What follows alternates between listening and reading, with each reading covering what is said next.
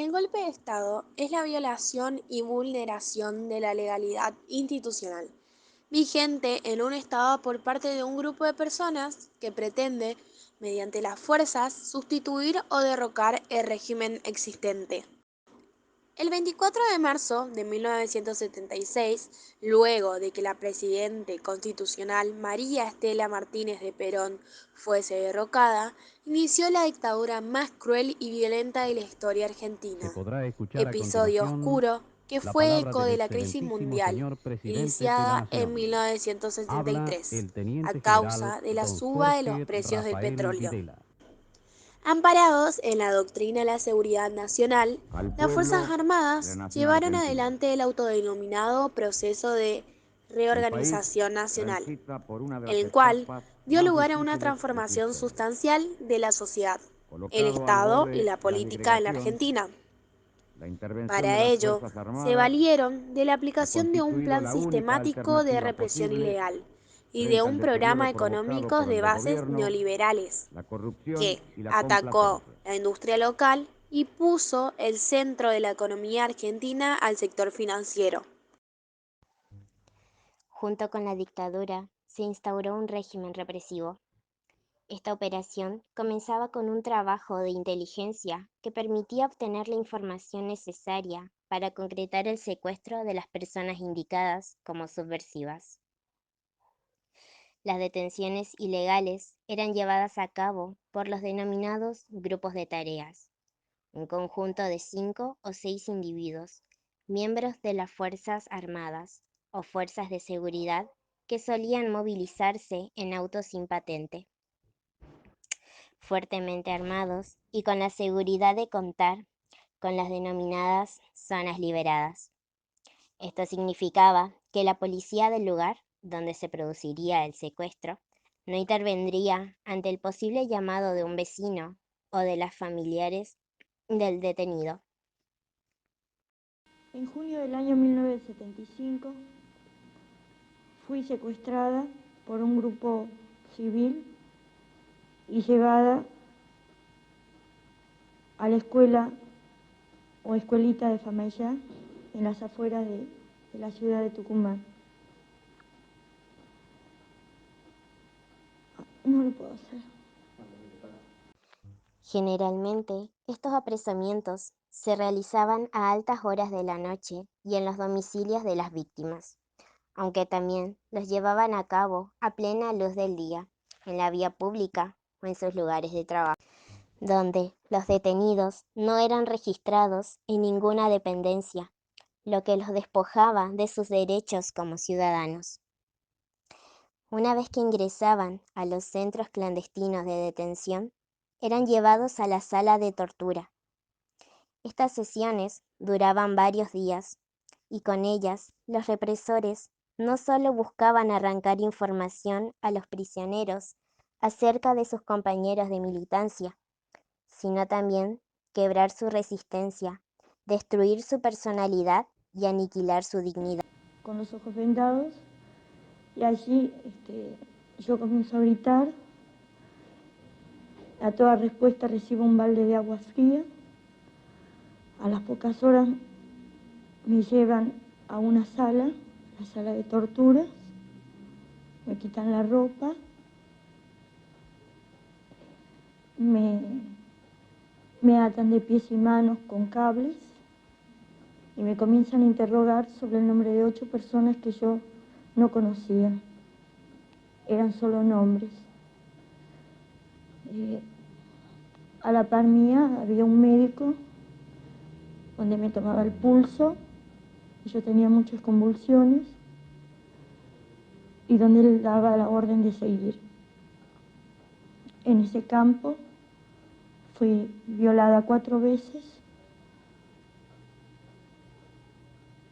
eyacularon sobre mi cuerpo,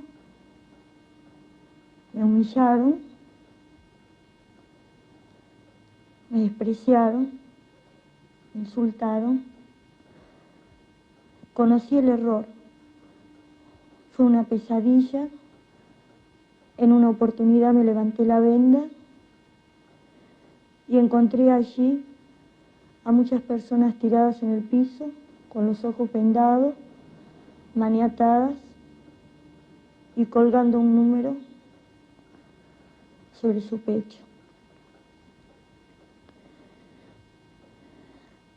Allí pasé 25 días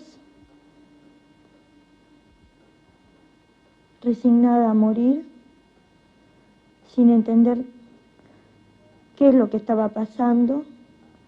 En 1975, los estudiantes habían obtenido el boleto estudiantil, que implicaba una rebaja para los viáticos de los estudiantes. Pero con el inicio de la dictadura, esta medida fue suspendida, al mismo tiempo que se prohibieron los centros de estudiantes y toda actividad política en las escuelas. Los estudiantes de La Plata se propusieron entonces actuar en defensa de sus derechos. Pero a causa de ello, entre el 15 y el 21 de septiembre de 1976, 9 estudiantes, Francisco López Muntaner, María Claudia Falcone, Claudio Hacha, Horacio Ángel Húngaro, Daniel Alberto Racero, María Claudia Ciocchini, Pablo Díaz, Patricia Miranda y Emil Semoler, fueron secuestrados por fuerzas de la policía de la provincia de Buenos Aires. Estos adolescentes, que tenían entre 16 y 18 años, participaban en los centros de estudiantes de sus escuelas. Dichas escuelas tenían una intensa participación política organizada por los centros de estudiantes. En el año 1978, la Argentina fue sede del Campeonato Mundial de Fútbol. El gobierno de facto tomó la organización de este evento como una oportunidad para desviar la atención hacia el ámbito deportivo, hacia la llamada Fiesta de Todos, ocultando los secuestros y las desapariciones que se producían, y al mismo tiempo para mostrar al exterior una imagen positiva del país. Se conformó así el Ente Autárquico Mundial, para llevar a cabo los preparativos que incluyeron la refacción de estadios, obras de infraestructura y publicidad que costaron sumas siderales a la Argentina. Sin embargo, la llegada de periodistas de todo el mundo provocó un efecto contrario al resultado esperado por el gobierno. En efecto, muchos medios internacionales que arribaron a nuestro país para cubrir el evento se hicieron eco de las demandas de las organizaciones de derechos humanos que comenzaban a surgir y a difundir denuncias realizadas por argentinos exiliados y políticos y artistas extranjeros. Al poco tiempo del inicio de esta dictadura militar, José Martínez de Hoz, quien era abogado, economista político y profesor universitario argentino, fue nombrado ministro de Economía. Su gestión transformaría profundamente las estructuras económicas del país, pero ¿cuáles eran los objetivos principales de este? Según diversos historiadores y los que nos deja notar la historia, es que el ministro de Economía tenía un principal objetivo, que era reducir la intervención del Estado en la economía siguiendo los preceptos del neoliberalismo, en el cual lo que proponía era que los precios y la distribución de las riquezas las regulara el mercado, con una mínima intervención del Estado. Es decir, Oz planeaba que el Estado sea parte de todas estas decisiones, en consecuencia, para resolver el gran problema que tenía el país, con sus balanzas de pagos. Proyectaba entonces que los sectores que no podían competir con la producción del exterior, como las industrias, no fueran subsidiados, sino que tenían que ser reemplazados por aquellos que sí pudieran hacerlo. Con ello, pretendía desmantelar por un lado el Estado intervencionista y por el otro el modelo de industrialización, por sustitución de las importaciones.